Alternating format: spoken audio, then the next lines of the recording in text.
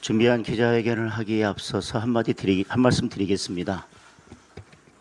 조금 전에 제가 위원회관에서 지금 기자회견을 준비하고 위원회관을 나오다가 정청래 민주당 대표를 만났습니다. 정청래 민주당 대표도 특검에 대해서 동의하는 입장이었습니다. 정확한 워딩을 전하겠습니다. 왜냐하면 논란의 여지가 없도록. 정청래 대표를 조금 전에 만났을 때 저에게 특검을 수용해라 그렇게 이야기를 해서 무슨 말씀이냐, 우리가 계속 특검을 주장하고 있고 저는 오늘 또 특검을 계속 주장했다. 그랬더니 우리 민주당에서도 계속 특검 이야기하고 있으니까 국민의힘에서 수용 입장을 밝히면 되지 않느냐. 그래서 우리 쪽에서 계속 주장해 왔던 내용이다 이렇게 말씀을 드렸고, 정청래 대표가 특검을 하자는 취지로 말씀을 주셔서 일단 투표용지 부족 사태에 대해서 더불어민주당도 특검은 수용하겠다는 입장으로 받아들이겠습니다. 우선 이 문제에 대해서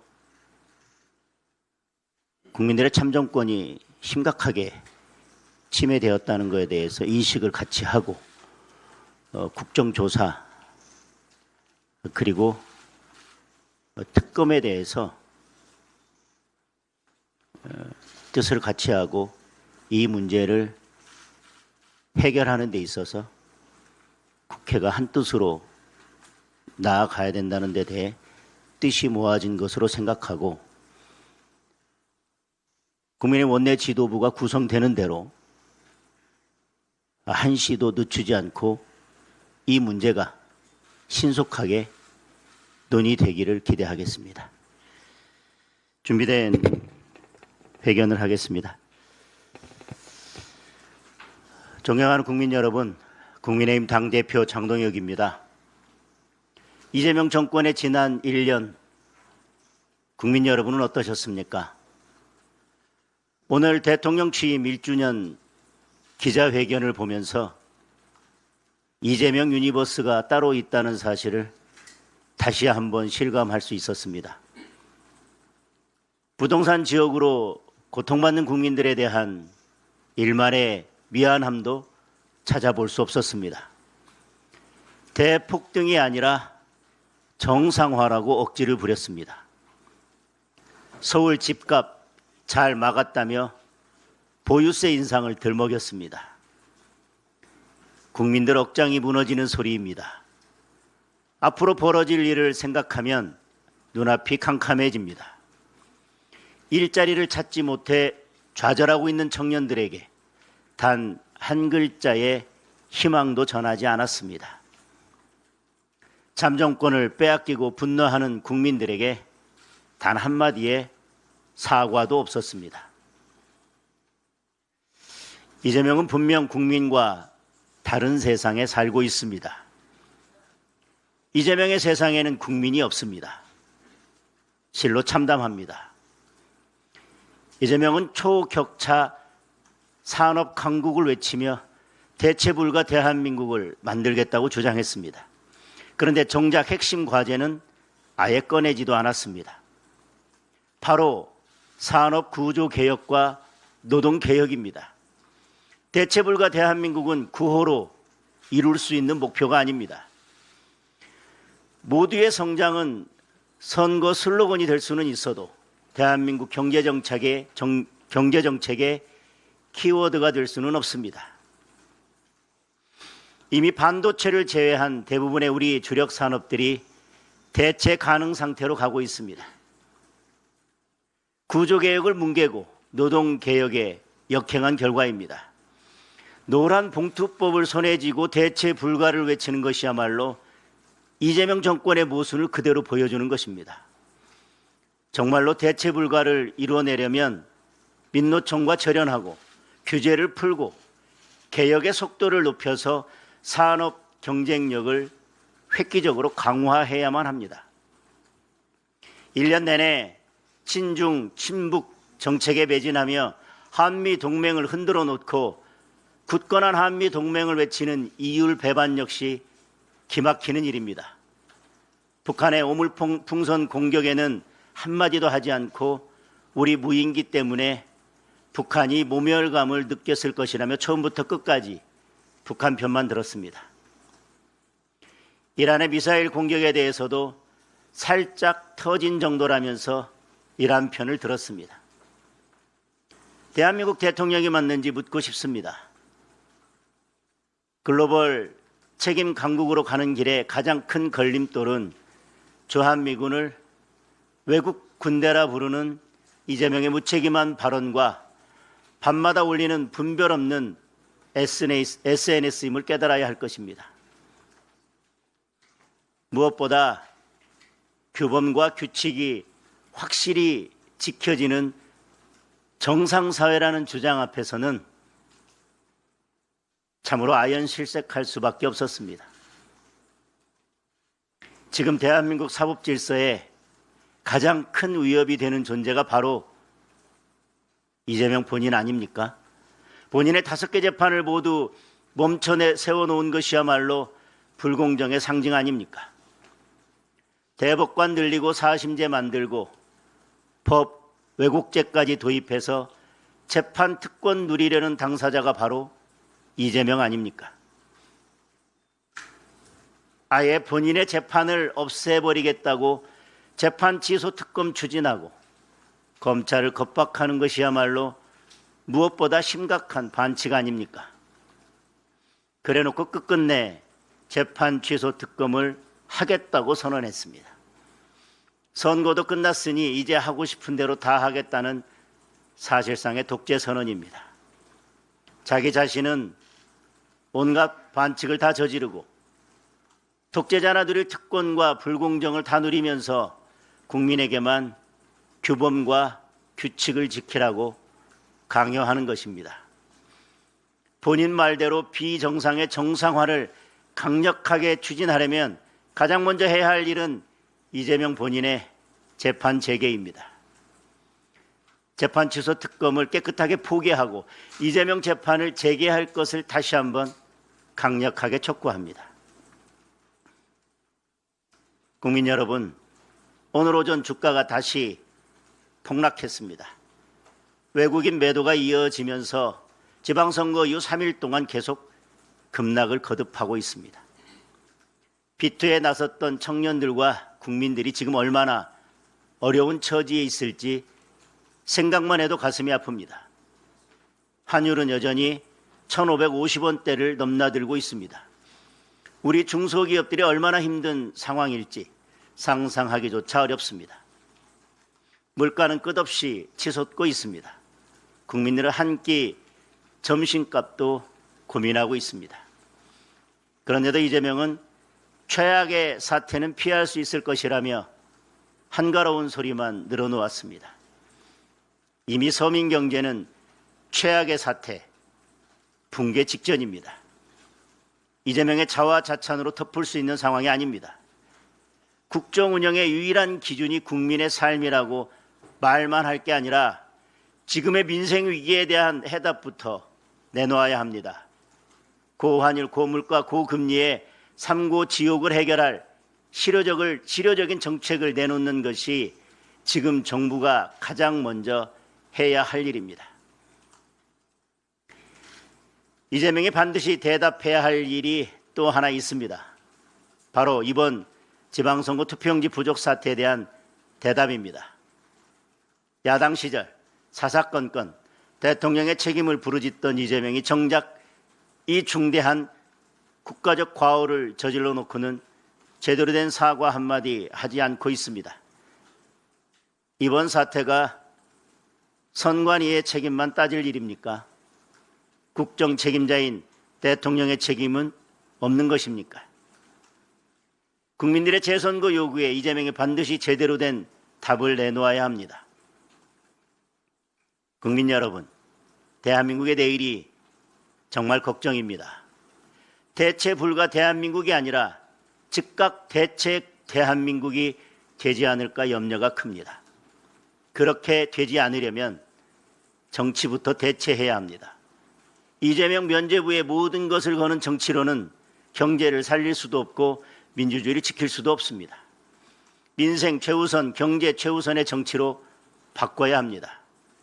삼권 분립, 헌정 질서, 사법 질서를 지켜서 진짜 국민 주권을 세워야 합니다. 국민의힘이 더 노력하겠습니다. 국민과 함께 대한민국이 나아갈 바른 길을 찾겠습니다. 감사합니다.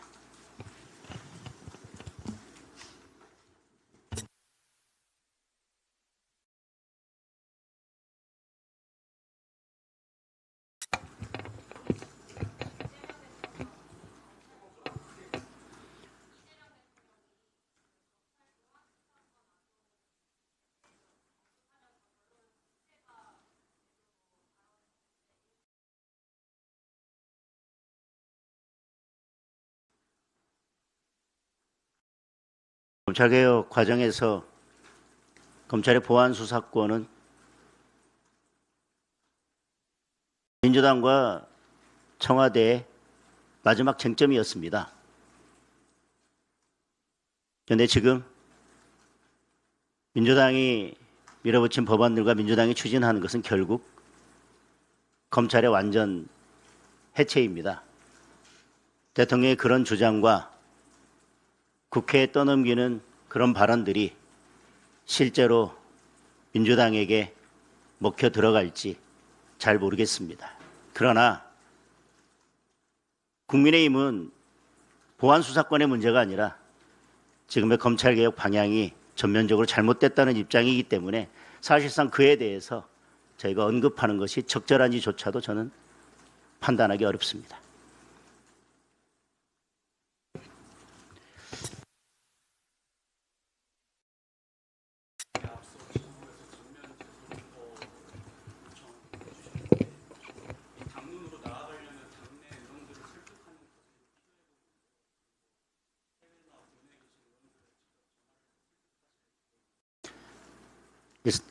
우선 당론을 정하려면 아시겠지만 의원총회를 거쳐야 됩니다. 지금 원내 지도부가 공백인 상태이기 때문에 원내 지도부가 구성되면 이에 대한 논의를 하도록 하겠습니다. 그러나 저의 원칙적인 입장을 말씀드린다면 전국에서 67곳의 투표소에서 투표용지 부족 사태가 발생했습니다. 일단 한 가지만 말씀드리면 투표용지는 투표 하루 전날까지 엄격한 절차에 의해서 투표소에 다 운반이 되고 준비가 되어야 합니다. 우선 투표지가 부족한 것은 그에 관한 절차를 위반한 불법이 있습니다. 그리고 그 이후의 절차들에 대해서도 그 투표용지가 어디서 어떻게 됐으며 어떤 투표용지인지 어떤 절차에서 관리되었는지 전혀 알 수 없습니다. 그리고 6시까지 투표를 마치지 못했다면 더 큰 문제입니다. 그리고 출구조사가 발표된 이후에 투표가 이루어졌다면 더 큰 문제입니다. 그리고 투표가 종료되지 않은 상태에서 이미 개표를 진행해서 계속해서 개표 결과를 발표하고 있었다면 더 큰 문제일 것입니다. 그리고 서울에서처럼, 그게 서울에서만 있었는지 알 수는 없지만 서울에서처럼 투표함을 이동하면서 참관도 없이 경찰이 단독으로 투표함을 이동시켰다면 더 큰 위법과 불법이 있는 것입니다. 그리고 개표를 하면서도 참가인들의 참관권을 제대로 보장하지 않은 상태에서 개표를 하고 개표 종료 선언을 했다면 더 큰 위법과 불법이 있는 것입니다. 우리는 어느 투표소에서 어느 만큼의 불법이 있는지는 알지 못합니다. 밝혀야 할 문제입니다. 그러나 우리는 이번 투표지 부족 사태에서 많은 의혹과 의문을 제기할 수밖에 없습니다. 합리적인 의혹과 합리적인 의문 제기에 대해서 음모론으로 몰아가는 것은 이제 민주주의 사회에서 끝내야 할 일입니다. 음모론이 아니라 합리적 의혹과 합리적인 의문 제기에 대해서는 선관위가 답해야 할 것입니다. 정부가 답해야 할 일입니다. 의문을 갖는 국민들을 손가락질하고 나무랄 일이 아니라 정부가, 선관위가 직접 나서서 위법이 없다, 불법이 없다, 아무런 문제가 없다, 절차와 정당성에 문제가 없다고 설득하고 답할 일입니다. 왜 전국에서 연수만의 문제가 아닙니다. 전국에서 어떻게 다른 지역의 사전투표 득표율이, 득표수가 정확하게 일치하는지에 대해서도 그게 우연이라면 정확하게 그 내용을 밝히고 설명하고 설득하면 될 일입니다.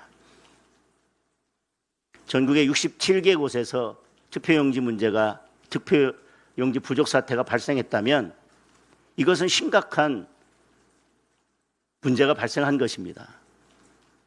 전국적으로 국민들의 참정권이 제한된 것입니다.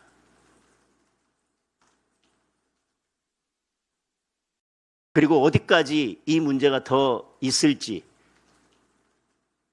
다 알 수 없는 상황입니다. 선관위가 이에 대해서 제대로 된 답변을 내놓지 못한다면, 그리고 왜 투표용지 부족 사태가 발생했는지에 대해서 정확한 답을 내놓지 못한다면, 그리고 제가 말씀드리고 있는 이 위법과 불법 사태에 대해서 정당성을 입증하지 못한다면 저는 재선거를 해야 된다고 생각합니다. 그리고 어느 곳 하나 콕 집어서 여기는 재선거를 하고 여기는 재선거를 하지 말아야 될 지역을 우리가 지금 논할 단계인지 제가 오히려 되묻고 싶습니다. 총체적인 문제가 발생했으면 전면적인 재선거를 실시하는 게 저는 답이라고 생각합니다. 그리고 이에 대해서 공직선거법의 규정을 운운하면서 재선거 사유냐 마냐 이런 이야기를 하고 있습니다. 소청을 하고 재판을 하고 무효 판결을 받아야 되느냐 말아야 되느냐의 논의를 하고 있습니다. 그건 중앙선관위나 내놓을 수 있는 답일 것입니다. 그리고 그건 법원이 알아서 해야 될 일입니다. 지금 저는 국회의 역할, 정치의 역할을 묻고 있습니다. 때로는 정치는 우리가 예상하지 못했던 벽에 부딪힐 때 없는 길도 만드는 역할을 저는 국회가, 정치가 해야 된다고 생각합니다.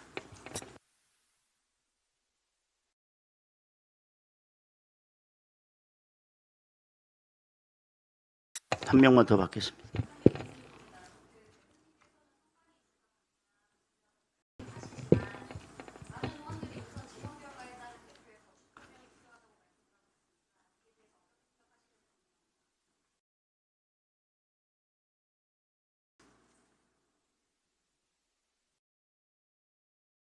제가 되물을게요.